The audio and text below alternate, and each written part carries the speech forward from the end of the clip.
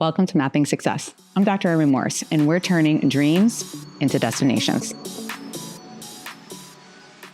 If you want more details on any topic or resources, we have them on Patreon and in the links below. They can provide even more support for your personal growth. So let's dig in and continue forward and consider all the passengers along the way who also shape our journey, starting with what many consider the closest passenger, family. So I want to give you a little bit of background about who I am. Many people know me as Dr. Marie Morse. They don't realize that my last name initially, or my maiden name, is Santilli. So a little bit Italian. My parents even had a debate as to whether they were going to call me Anne Marie or Anna Maria. My mother said it's a little bit too ethnic. So I grew up in a mostly Italian, but also Irish household. There definitely were no tempers there. And our family was definitely the most important focus and relationship. From the time of my earliest memories as a little girl, I remember the day revolved around family and our roles and responsibilities. My mom was mostly a stay-at-home mom. She loved her role of taking care of us four kids. She did everything. She kept the home neat and in order, made sure that meals were on the table, our lunch bags were always filled. She was the person who we typically ran to, whether it was a skinned knee or whatever we needed for school, or we had a broken heart. My father was the quote unquote breadwinner. So maybe some of that typical roles that some families have, and sometimes we see the reverse nowadays. And although he worked full time, and sometimes more than that, God knows that's true for me, he always made it a priority that we all were sitting around that dinner table every single night. This was a time where my parents did their check-ins. They would ask us about what did we do in school? What was the best part, the worst part? And each of us eagerly shared and wanted to have that moment, that spotlight, that attention, the ability to be able to discuss whatever it was that we were excited about. But also my parents were smart. It was a time that they were able to also extract from us the things that maybe we weren't usually so willing to tell. Maybe it wasn't a less than stellar performance on a school test. Maybe it was issues with bullying. Maybe it was something about our self-esteem. It was something that my parents took as a very significant part of their role as parents in reinforcing the importance of family.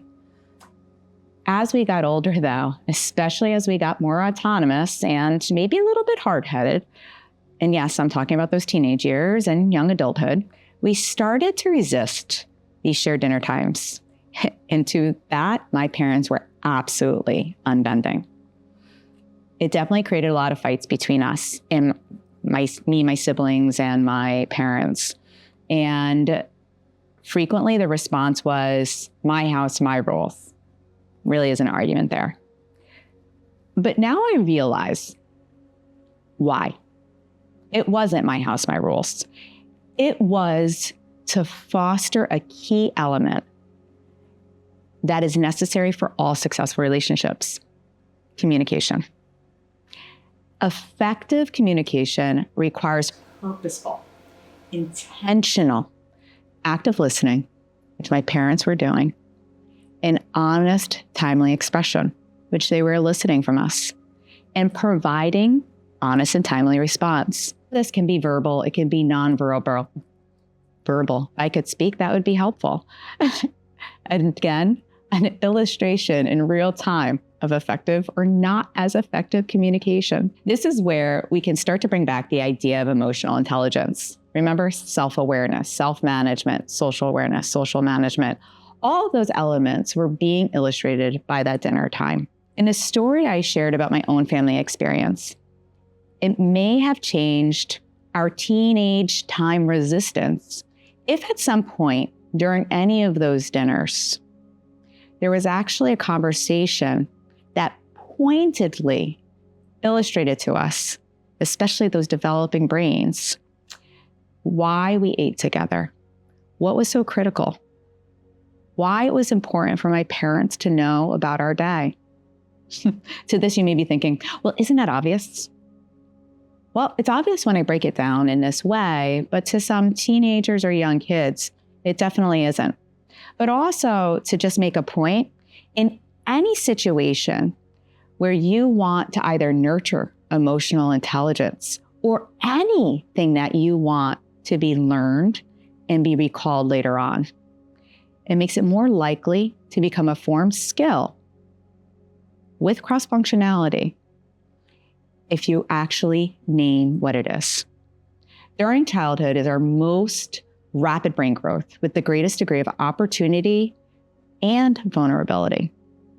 In the same way I shared a positive, nurturing environment, as a child neurologist, I unfortunately am exposed to many children who don't get that.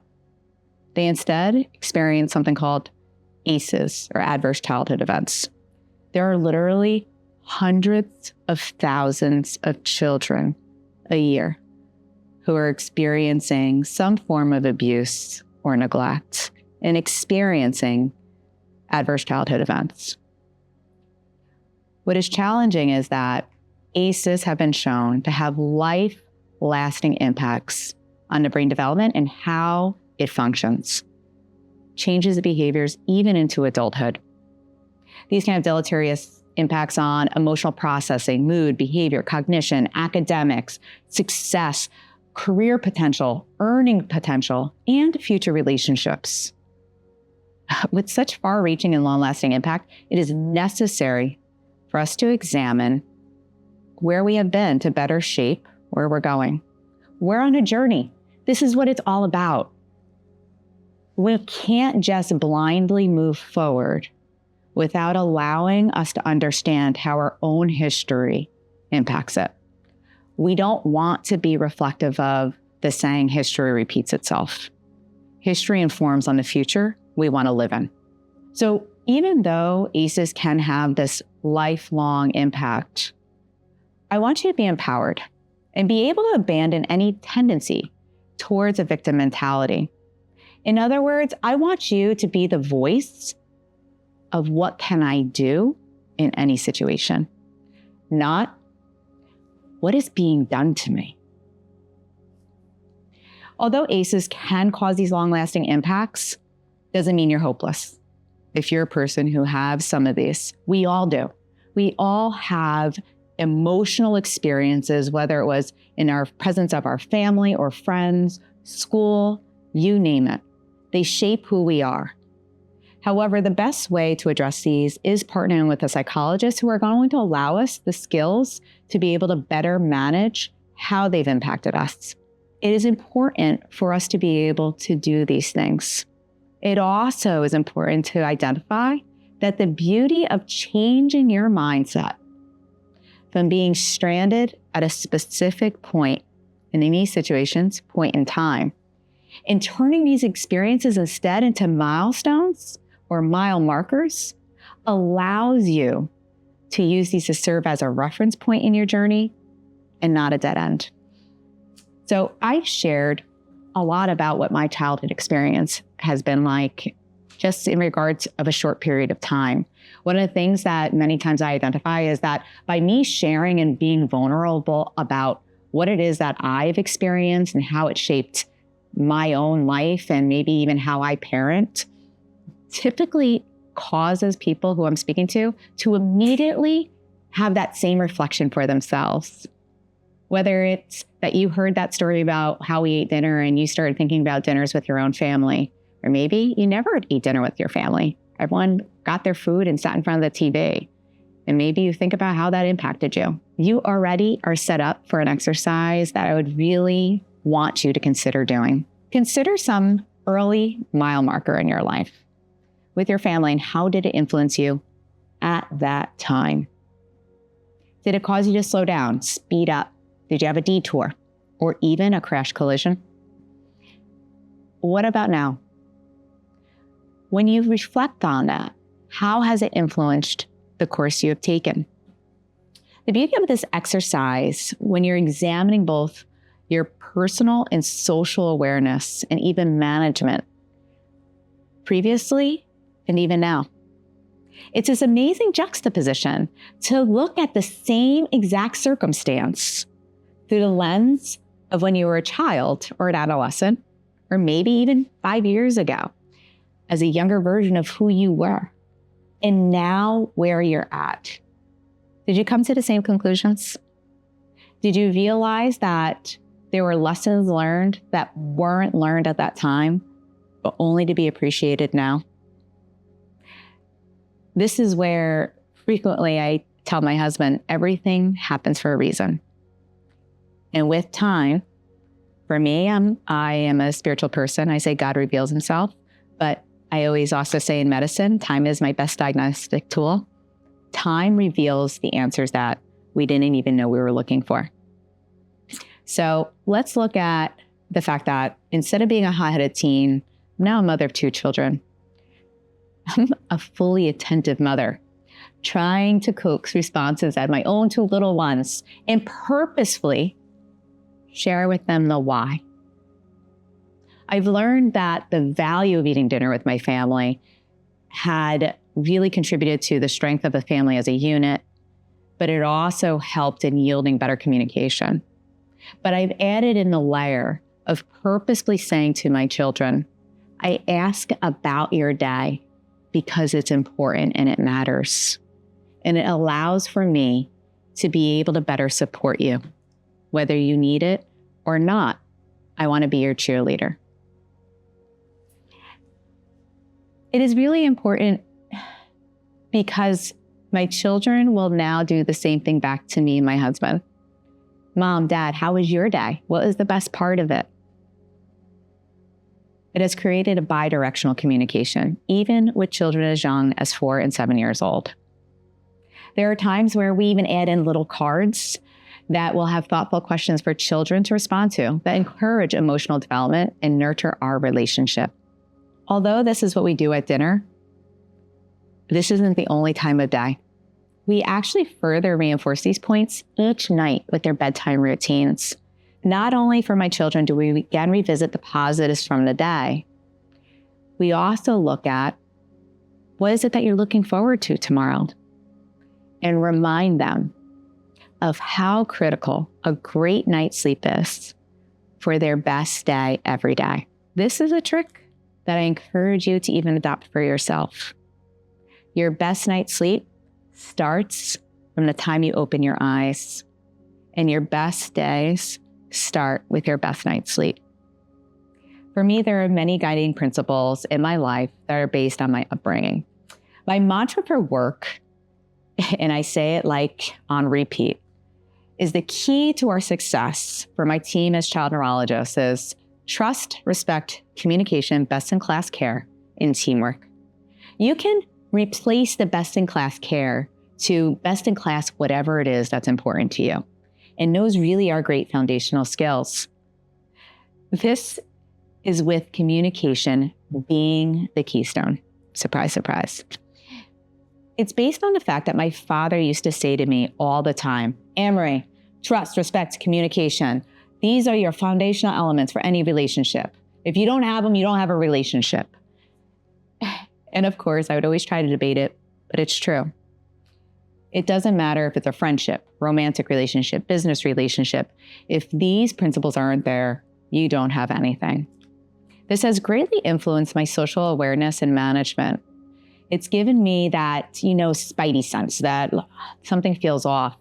Whether it's that this feels like an audition person in front of me, they're not being authentic. Or maybe there's those repeated negative interactions where I'm feeling disrespected or my trust is being compromised. Potentially, you're filling the gaps of interpretations and emotional perceptions because there's just facts not there. This has allowed for me to allow these basic principles to result in actions that are proactive, emotionally balanced, and action-oriented with a focus on what I can do, not what is being done to me. As I've gotten older, I don't get to spend as much time with my parents. Many of us move away or we get married, we have jobs, we have other obligations. And at times it feels as though it's so legitimate. It makes all the sense in the world. Everyone should just accept this. And it typically is in time of crisis that you realize how inadequate the excuses we've made. My competing priorities have limited time with my parents and siblings, but not just for me. It's also been for my children and my nieces and nephews. I've talked about how they're having these rapidly developing brains and all the experiences they have influence them. I've deprioritized their grandparents. Last year, my family was met with a very unexpected diagnosis of cancer for my mom. It's a mirror of mortality. It makes you question your own, but it also makes you question all the decisions you make every single day. Instinctually, at the time, the first thing I did was, of course, spring into action. I do what I know best. It's medicine. I need to protect her. I need to be able to make sure she gets the best care. I get her to Memorial Sloan Kettering. I get her the right treatments. And thank God she's doing well and currently cancer-free. But I also recognized I needed to start to be more purposeful at time. Not just for me, but for my children with their grandparents. If you remember back, we reviewed some of this when I was looking at my own pillars of wellness. How was I doing with all of that balance? And exploring the idea of work-life balance. I've thrown myself into successful work and trying to be as successful as I can living, but realizing I still am a work in progress. As opposed to my childhood, where my great-grandmother, Dorothy, or Dorothea, she was Italian, right from Italy, she lived with us. And she would play 500 Rummy with us, have our coffee, we would watch our soap operas. She would tell me, "Ma tu sei pazza, I'm crazy in the head," when I was acting up.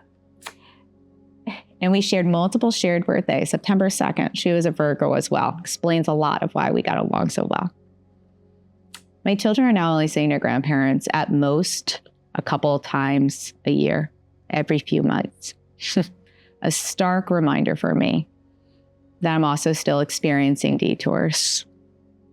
I hope my review of some of the things where I put myself out there and create a vulnerability around what I'm not doing well, I'm not mastering, I haven't yet achieved success, allows for you to understand that the goal that I'm trying to set for us is that we're a community where we are okay to be vulnerable and acknowledge where we're not great yet, but to enable the mentality that we're on our way there.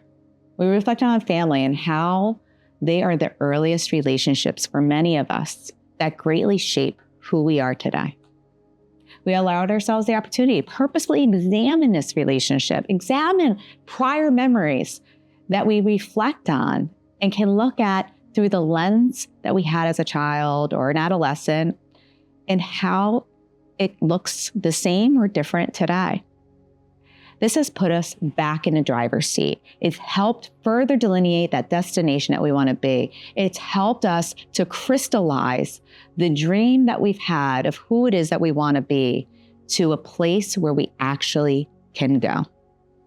The skills developed today augment emotional intelligence. It allows us to be purposeful in our current family dynamics and even evolve the roles that we currently have. But it also sets a great foundation for exploring other relationships in our lives, like work, friends, even our romantic partners. But now we have an enhanced skill set. Let's see where it takes us. As you hold on to that dream, there are moments when you're going to doubt yourself. There are rough times are going to come, but they have not come to stay. They have come to pass.